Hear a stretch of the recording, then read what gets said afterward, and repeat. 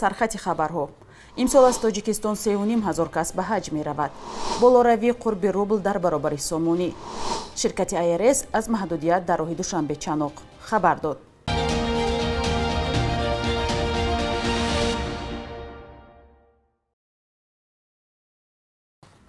салом бинандаҳои азиз, умедворам хубед ва ҳафтаи нав бароятон бо барор бошад. Имрӯз 25 апрел аст ва навиди бомдодиро аз Душанбе тақдиматон мекунам. Арабистони Саудӣ имсол барои зоирини тоҷик 3562 квота ҷудо кардааст. То замони пандемияи коронавирус солона аз Тоҷикистон беш аз 6000 нафар барои адои маносики ҳаҷ ба Арабистони Саудӣ мерафтанд. 2 сол пеш ба далели пандемияи коронавирус сафари зоирин манъ шуда буд. Вазорати ҳаҷ ва умраи Арабистони Саудӣ охири ҳафтаи гузашта теъдоди зоирин ва ҳам шумори квота барои кишварҳои ҷаҳонро эълон кард. Бар асоси ин эълон имсол аз Тоҷикистон танҳо 3562 нафар метавонанд ба Саудӣ сафар кунанд. ҳамчунин имсол дар сафари зоирин баъзе маҳдудиятҳо ҷорӣ шудааст. Аз ҷумла шахсони аз 65 боло наметавонанд ба Арабистони Саудӣ сафар кунанд. онҳое ҳам ки барои адои маносики ҳаҷ мераванд бояд ваксинаи зидди COVID-19 гирифта бошанд. зоирини хориҷӣ ҳамчунин бояд натиҷаи манфии санҷиш аз COVID-19-ро дар муҳлати надиртар аз 72 соат пешниҳод кунанд. Аз Кумитаи дин ба Радиои Озодӣ гуфтанд, то ҳол аз Саудӣ мактуби расмӣ нагирифтаанд, вале омодагиҳо барои фиристодани зоирини тоҷик оғоз шудааст. қарор аст маросими ҳаҷи фарзи имсол аз 7 то 12 июн баргузор шавад. ҳар сол ҳудуди 2,5 миллион мусалмон аз беш аз 180 кишвари ҷаҳон барои адои ҳаҷ ба Арабистони Саудӣ сафар мекунанд. шурӯъ аз 1 май то 31 августи соли равон аз соати 10 субҳ то 20 шом ба ҳаракати нақлиёт дар роҳи Душанбе-Чаноқ маҳдудияти мавсимӣ ҷорӣ мешавад. ин маҳдудият ба воситаҳои нақлиёти гаронвазн ва вазнашон аз 6 тонна боло дахл дорад. дар ин бора ширкати Innovated Road Solutions ки масъули нигаҳдорӣ ва пулҷамъкунии роҳ аст хабар додааст. манбаъ навиштааст, иқдоми мазкур барои пешгирии вайроншавии бар маҳалли роҳи автомобилгарди Душанбе-Чаноқ рӯи даст гирифта шудааст. намояндагони ширкат гуфтанд ки тибқи зарурат бо супориш ва дастури ҳукумати Тоҷикистон давомнокии маҳдудияти мавсимӣ тағйир дода мешавад ва тағйир додани реҷа ҳангоми аз 25 дараҷа паст гардидани ҳарорати рӯзонаи ҳаво пешбинӣ шудааст. ин ширкат ҳамчунин афзудааст ки талаботи зикршуда ба воситаҳои нақлиётие ки ба интиқоли чорво ва автомобилҳои барои интиқоли борҳои тез вайроншаванда махсусан равона мешавад ки вазни умумиашон на зиёда аз 10 тонна аст татбиқ намешавад. ширкати АРС ки то имрӯз номи моликаш ба ҷомеаи Тоҷикистон маълум нест, аз соли 2009 мутасаддии нигоҳбини роҳи Душанбе-Чаноқ буда барои ин аз ронандагон пул мегирад. аз оғози имсол нархи сафар тавассути он гарон шуд. соҳибони мошинҳои сабукрав барои гузаштан аз роҳи Душанбе-Чаноқ то 89 сомонӣ ва мошинҳои калон то 693 сомонӣ пардохт мекунанд. Эммануэл Макрон барандаи даври дуввуми интихоботи Фаронса ки рӯзи якшанбе 24 апрел баргузор шуд эълон шуд. бино ба натиҷаи пешакӣ Макрони 44-сола 58% овозҳоро касб кардааст. рақиби ростгарои ӯ Мариан Лио 42% раъи интихобкунандагонро ба даст овардааст. Эммануэл Макрон дар интихоботи 5 соли қабл 66% ва рақиби ростгарояш Лио Пен 33.9% овозҳоро касб карда буданд. дар интихоботи 24 апрел зидди Макрон иштирокдорони эътирозҳои оммавӣ алайҳи гароншавии сӯзишворӣ, афзоиши андоз ва поин рафтани сатҳи зиндагии мардум дар Фаронса рай доданд. бештари раҳбарони кишварҳои аврупоӣ аз Макрон ҷонибдорӣ карда изҳори нигаронӣ карда буданд ки пирӯзии рақиби ростгарои ӯ ба Иттиҳоди Аврупо метавонад осеб расонад.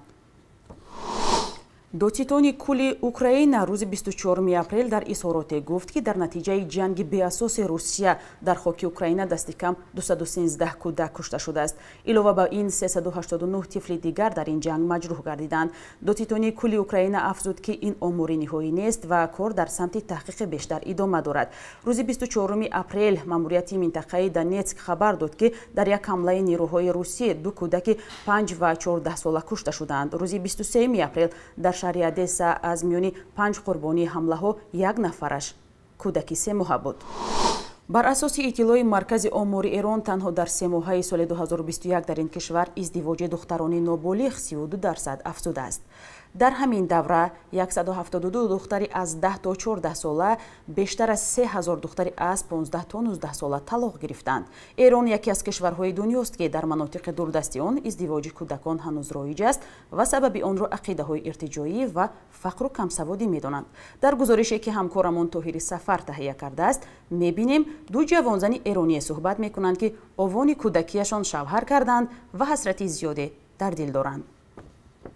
از اول بچگیم که به دنیا اومدم تو 6-7 سالگی دیگه مثل دختر بزرگا با هم رفتار کردن. یعنی یه جوری شد که من تو سوم ابتدایی خواستگار داشتم. طرف اومد فکر کرد یه دختر 25-30 ساله هستم. بعد همسایه‌مون گفت دخترتون انقدر ظاهرش مثلا انقدر خانمانه رفتار میکنه، ما فکر کردیم سنش زیاده و دختر مونده است، یعنی از اون دخترایی که سنشون بالا هستش. انقدر تو خودم بودم اجازه نمیدادن بازی کنم، تفریح کنم. مثلا فکر میکردن یه دخترم که سنی دارم. خانم دیگر ایرانی میگوید با گذشت سالهای زیاد هنوز هم حسرتی کودکی در دلش مانده است. من هنوز یه نوجوان بودم ولی اصرار خانواده باعث شد که من به این ازدواج تن بدم. ایشون از من 10 سال بزرگتر بودن. خیلی سخت بود برای من، خیلی. من هنوز مثلا با عروسکم میشینم بازی میکنم، حرف میزنم. الانم که مثلا بعضی وقتا مثلا تو کوچه صدای بچه‌ها رو میشنوم مثلا دلم تنگ میشه. من اصلا بچگی نکردم، نوجوانی نکردم. هنوزم دلم برای کوچه تنگ میشه، برای دوستام، برای همکلاسیام. بر اساس آماری سال 2020 عروسان نابالغ پیوسته ستم میبینند و 70% ازدواج با این دختران با طلاق میانجامد. رفتم اونجا خونه شوهر، با این سنی که این همه به شوهرم میرسیدم، نازش میکشیدم، قربون صدقش میرفتم، میگفتم مردم حرف در میارن. اون مینشست منش مشروب میخورد، عرق میخورد، ویسکی میخورد، بعد منو کتک میزد. میگفتم چرا میزنی؟ میگفت نمیخوام هیچ کسی به نگاه کنه. اینقدر منو کتک زد، اینقدر تو این 5-6 ماه سختی دیدم، انگار یه آدم 60 ساله شدم. اینقدر سختی دیدم، 70 کیلو وزنم بود. وقتی طلاق گرفتم 40 کیلو بودم. حتی طلاقم هم گرفتم، از همه چی گذشتم. گفتم دیگه همه چی تموم بشه، فقط نجات پیدا کنم از دست این آقا. اینقدر بد بود با هم، اینقدر بد رفتاری کرد. یه جوری زندگیم تباه شد که الانم اگه بخوام یکی رو دوست داشته باشم نمیتونم، نمیشه. دخترانی که پیش از 18 سالگی شوهر میکنند اکثرا مکتبشون نیمه تمام میماند. بخش یک روزی تاریخ را همکارمون خیرمان بقازاده تقدیمتان میکند که مهمترین تحولات تاریخی 25 اپریل را فرا میگیرد.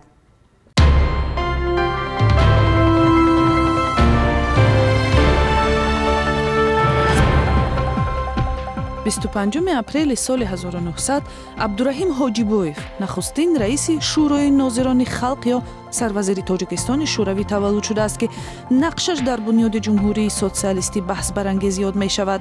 یک گروه تاریخ شناسان حاجیبویف را شخص مهم در تشکل جمهوری جداگانه شوروی در هیئت SSSR می نامند.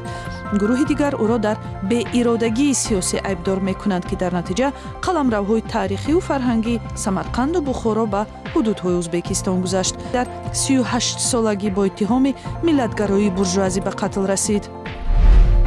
بهار سال 1973 را سابقه‌داران حزب نهضت اسلامی زمان تأسیس این گروه در تاجیکستان مینامند، هرچند ثبت نام رسمیش 12 سال بعد در اوج پاشخوری SSSR صورت گرفت. حزب نهضت اسلام همچون یکی از طرف‌های جنگ شهروندی سال‌های 90 در هیئت اتحاد اپوزیسیون زیر سازشنامه صلح امضا گذاشت و چند عضوش به حکومت شامل شد. این تشکل تا سال 2015 یگانه حزب دینی رسمی در قلمرو آسیای مرکزی بود که در پارلمان تاجیکستان نیز نماینده داشت، ولی تیر ماه سال در کوشش تبادلات دولت گناهکار و با قرار دادگاه ممنوع و تروریستی اعلان شد، اتهامی که مسئولین این حزب همیشه رد کردند. 25 اپریل سال 1917 هنرپیشه معروف تئاتر و سینمای تاجیک توفا فاضلова تولد شده است. هنرپیشه مردمی اتحاد شوروی 68 سال عمر دید. سالیان زیاد در تئاتر اپرا و بالتی به نام صدرالدین عینی و تئاتر درامایی به نام لاهوتی دوشنبه کار کرده، یکی از هنرپیشه‌های شناخته سینمای تاجیک هم بود. бонки миллии тоҷикистон қурби расмии пули русияро боз боло бурд. қурби 1000 рубли русӣ барои муомилаҳои молиявӣ рӯзи 25 апрел 160 сомонию 20 дирам муқаррар карда шудааст. охири ҳафтаи гузашта қурби расмии 1000 рубли русӣ 2 сомонӣ арзонтар то 158 сомонӣ буд. аммо вазъ дар бонкҳои тиҷоратии кишвар тафовут дорад. барои мисол 1000 рубли русӣ аз 145 то 155 сомонӣ иваз мешавад. 100 доллари амрикоӣ аз 1220 то 1245 сомонӣ аст.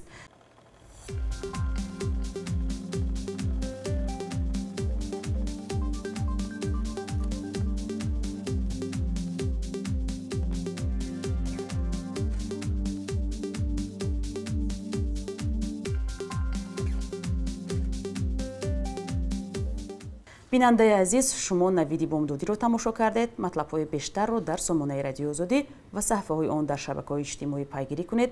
то суҳбати дигар, хайр.